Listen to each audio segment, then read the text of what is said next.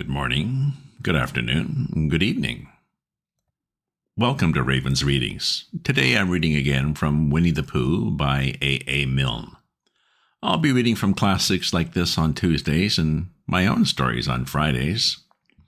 If you subscribe to my newsletter, you'll get notified of my updates as soon as they're ready. If you enjoy this reading or have other classics you'd like to hear, leave me a comment. In the previous chapter, Eeyore had a birthday. In this one, Piglet has a surprise bath. Chapter 7, in which Kanga and Baby Roo come to the forest, and Piglet has a bath. Nobody seemed to know where they came from, but there they were in the forest, Kanga and Baby Roo. When Pooh asked Christopher Robin, how did they come here? Christopher Robin said, in the usual way, if you know what I mean, Pooh. And Pooh, he didn't, said, oh. Then he nodded his head twice and said, oh, in the usual way, ah. Then he went to call upon his friend Piglet to see what he thought about it. And at Piglet's house he found Rabbit, so they all talked about it together. What I don't like about it is this, said Rabbit. Here are we, you, Pooh, and you, Piglet, and me, suddenly. An Eeyore, said Pooh. An Eeyore, and then suddenly, an owl, said Pooh. An owl, and then all of a sudden, oh, and Eeyore, said Pooh. I was forgetting him. Here we are, said Rabbit very slowly and carefully, all of us, and then suddenly we wake up one morning, and what do we find? We find a strange animal among us, an animal of whom we have never ever heard before, an animal who carries her family about with her in her pocket. Suppose I carried my family about with me in my pocket. How many pockets should I want? 16, said Piglet. 17, isn't it, said Rabbit. Oh, and one more for a handkerchief, that's 18. 18 pockets in one suit. I haven't time. There was a long and thoughtful silence, and then Pooh, who'd been frowning very hard for some minutes, said, I make it 15. What? Said Rabbit. 15. 15 what? Your family. Oh, what about them? Pooh rubbed his nose and said that he thought Rabbit had been talking about his family. Oh, did I? Said Rabbit carelessly. Yes, you said... Never mind, Pooh, said Piglet impatiently. The question is, what are we to do about Kanga? Oh, I see, said Pooh. The best way, said Rabbit, would be this. The best way would be to steal Baby Roo and hide him, and then when Kanga says, where's Baby Roo, we say, aha. Aha, said Pooh, practicing. Aha, aha. Of course, he went on, we could say aha even if we hadn't stolen Baby Roo. Pooh, said Rabbit kindly, you haven't any brain. I know, said Pooh humbly. We say aha so that Kanga knows that we know where Baby Roo is, and aha means we'll tell you where Baby Roo is if you promise to go away from the forest and never come back. Now, don't talk while I think. Pooh went into a corner and tried saying aha in that sort of voice, and sometimes it seemed to him that it did mean what Rabbit had said, and sometimes it seemed to him that it didn't. I suppose it's just practice, he thought. I wonder if Kanga will have to practice too, so as to understand it. There's just one thing, said Piglet, fidgeting a bit. I was talking to Christopher Robin, and he said that a Kanga was generally regarded as one of the fiercer animals. I'm not frightened of fierce animals in the ordinary way, but it is well known that if one of the fiercer animals is deprived of its young, it becomes as fierce as two of the fiercer animals, in which case, aha is perhaps a foolish thing to say. Piglet, said Rabbit, taking out a pencil and licking the end of it, you haven't any pluck. It is hard to be brave, said Piglet, sniffing slightly, when you're only a very small animal. Rabbit, who had begun to write very busily, looked up and said, it is because you are a very small animal that you will be useful in the adventure before us. Well, Piglet was so excited at the idea of being useful that he forgot to be frightened any more, and when Rabbit went on to say that Kangas were only fierce during the winter months, being at other times of an affectionate disposition, he could hardly sit still. He was so eager to begin being useful at once.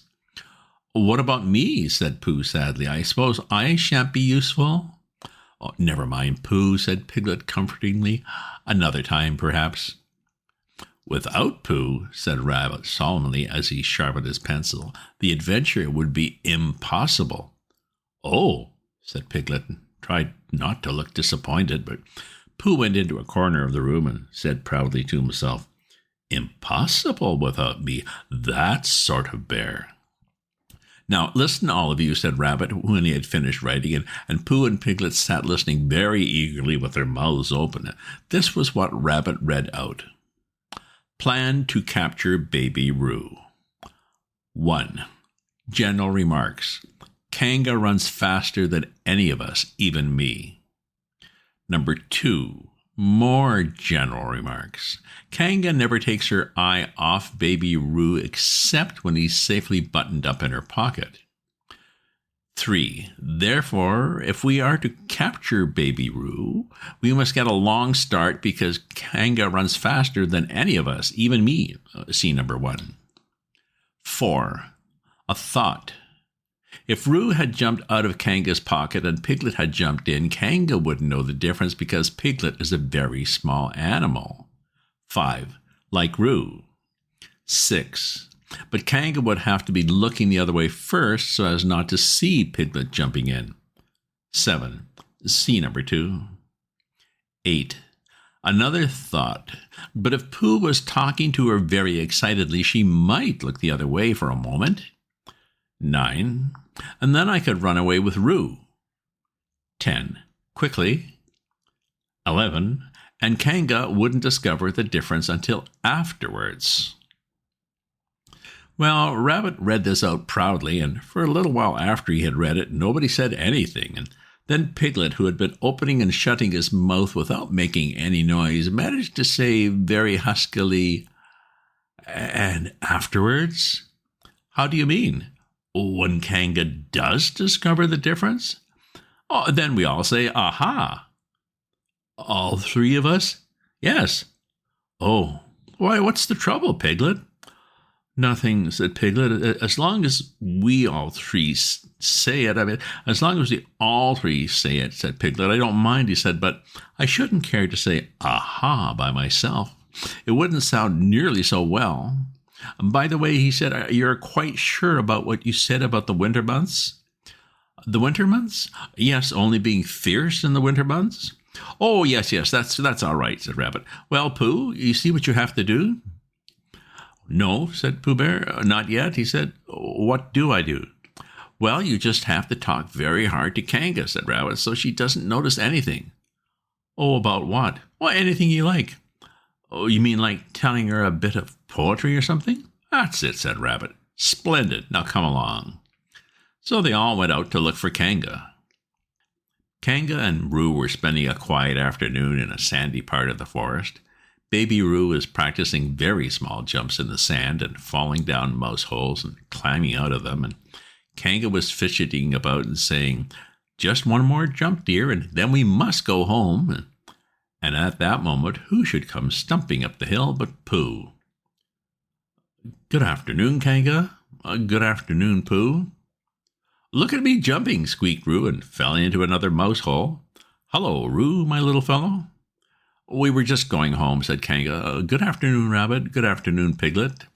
Rabbit and Piglet, who had now come up the other side of the hill, said good afternoon and hello, Roo, and Roo asked them to look at him jumping, so they stayed and looked, and Kanga looked too. And, oh, Kanga, said Pooh, after Rabbit had winked at him twice, I don't know if you're interested in poetry at all?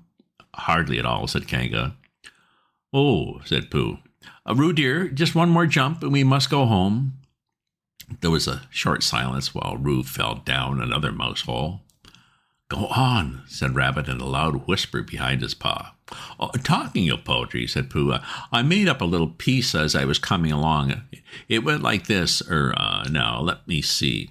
Oh, fancy, said Kanga. Now, Roo, dear, you'll like this piece of poetry, said Rabbit. You'll love it, said Piglet. You must listen very carefully, said Rabbit, so as not to miss any of it, said Piglet. Oh, yes, said Kanga, but she still looked at Baby Roo. How did it go, Pooh? Said Rabbit. Pooh gave a little cough and began. Lines written by a bear of very little brain. On Monday, when the sun is hot, I wonder to myself a lot. Now, is it true or is it not that what is which and which is what? On Tuesday, when it hails and snows, the feeling on me grows and grows that hardly anybody knows if those are these or these are those.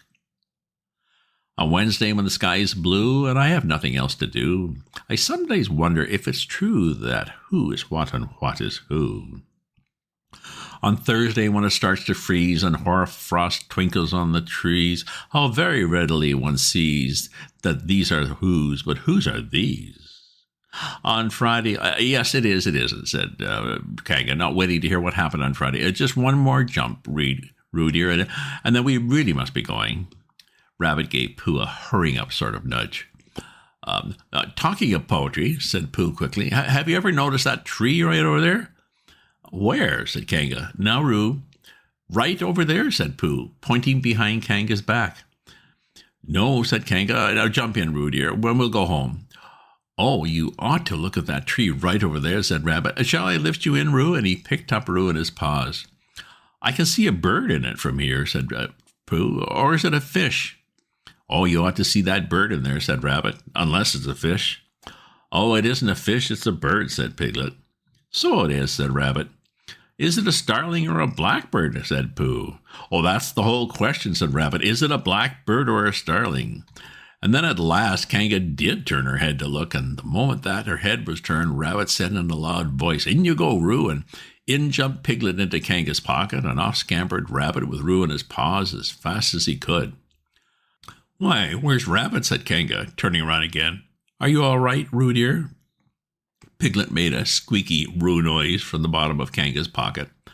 Rabbit had to go away, said Pooh. I think he thought of something he had to go and see suddenly. And Piglet? I think Piglet thought of something at the same time, suddenly. Well, we must be getting home, said Kanga. Goodbye, Pooh. And in 3 large jumps, she was gone. Pooh looked after her as she went. I wish I could jump like that, he thought. Some can and some can't. That's how it is. But there were moments when Piglet wished that Kanga couldn't.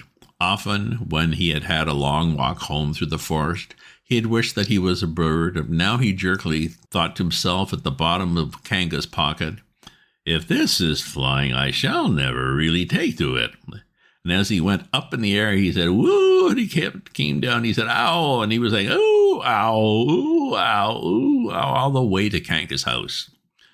Of course, as soon as Kanga unbuttoned her pocket, she saw what had happened. Just for a moment, she thought she was frightened, but then she knew she wasn't, for she felt quite sure that Christopher Robin would never let anyone harm Roo. So she said to herself, if they are having a joke on me, I will have a joke on them. Now then, Roo dear, she said as she took Piglet out of her pocket, bedtime. Aha, said Piglet, as well as he could after his terrifying journey, but it wasn't a very good aha, and Kanga didn't seem to understand what it meant. Bath first, said Kanga in a cheerful voice. Aha, said Piglet again, looking around anxiously for the others. But the others weren't there. Rabbit was playing with baby Roo in his own house and feeling more fond of him every minute, and Pooh, who had decided to be a Kanga, was still at the sandy place on the top of the forest, practicing jumps. Oh, I'm not at all sure, said Kanga in a thoughtful voice. It wouldn't be a good idea to have a cold bath this evening. Would you like that, Roo dear? Piglet, who had never really been fond of baths, shuddered a long, indignant shudder and said in as brave a voice as he could, Kanga, I see that the time has come to speak plainly. Funny little Roo, said Kanga as she got the bath water ready. I am not Roo, said Piglet loudly. I'm Piglet. Yes, dear, yes, said Kanga soothingly, and imitating Piglet's voice, too. So clever of him, she went on, and she took a large bar of yellow soap out of the cupboard. What will he be doing next? Can't you see? Shouted Piglet. Haven't you got eyes? Look at me. Oh, I am looking, Roo dear, said Kanga rather severely. And you know what I told you yesterday about making faces. If you go on making faces like Piglet's, you'll grow up to look like Piglet, and then think how sorry you'll be. Now, into the bath, and don't let me have to speak to you about it again. Before he knew where he was, Piglet was in the bath and Kanga was scrubbing him firmly with a large, leathery flannel. "Ow!" cried Piglet. "Oh, let me out. I'm Piglet." "Don't open your mouth, dear, or the soap goes in," said Kanga. "There. What did I tell you?" You did that on purpose," sputtered Piglet as soon as he could speak again, and then accidentally had another mouthful of lathery flannel. "That's right, dear. Don't say anything," said Kanga. In another minute, Piglet was out of the bath and being rubbed dry with a towel. "Now," said Kanga, "there's your medicine, and then to bed." "What medicine?" said Piglet. "Oh, to make you grow big and strong, dear. You don't want to grow up small and weak like Piglet, do you? Well, then." At that moment, there was a knock at the door. "Come in," said Kanga, and in came Christopher Robin. "Christopher Robin, Christopher Robin," cried Piglet. "Tell Kanga who I am. She keeps saying I'm Roo. I'm not Roo, am I?" Christopher Robin looked at him very carefully and shook his head.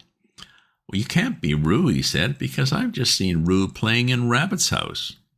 "Well," said Kanga, "fancy that. Fancy my making a mistake like that." "There you are," said Piglet. "I told you so. I'm Piglet." Christopher Robin shook his head again. "Oh, you're not Piglet. I know Piglet well, and he's quite a different color." Piglet began to say that this was because he just had a bath, and then he thought perhaps he shouldn't say that, and as he opened his mouth to say something else, Kanga slipped the medicine spoon in and then patted him on the back and told that it was really quite a nice taste when he got used to it. "I knew it wasn't Piglet," said Kanga. "I wonder who it can be." "Perhaps it's some relation of Pooh's," said Christopher Robin. "What about a nephew or an uncle or something?" Kanga agreed that this probably was what it was, but said they'd have to call it by some name. "I should call it Poohtell," said Christopher Robin. "Henry Poohtell for short." And just then, when it was decided, Henry Poohtell wriggled out of Kanga's arms and jumped to the ground. To his great joy, Christopher Robin had left the door open. Never had Henry Poohtell Piglet run so fast as he ran then, and he didn't stop running until he got quite close to his house. But when he was 100 yards away, he stopped running and rolled the rest of the way home, so as to get his nice, own comfortable color again.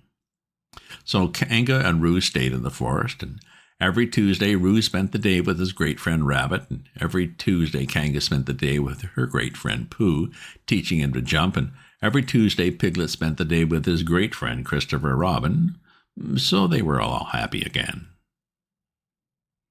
End of chapter. Poor Piglet. At least he's comfortably dirty again. Next chapter is titled "In which Christopher Robin leads an expedition to the North Pole." If you subscribe to my newsletter, you'll get notified of my updates as soon as they're ready. If you enjoyed this reading or have other classics you'd like to hear, leave me a comment. Check out my other posts on my Substack at ravensview.substack.com, and remember to share this with your friends. Ta-ta for now.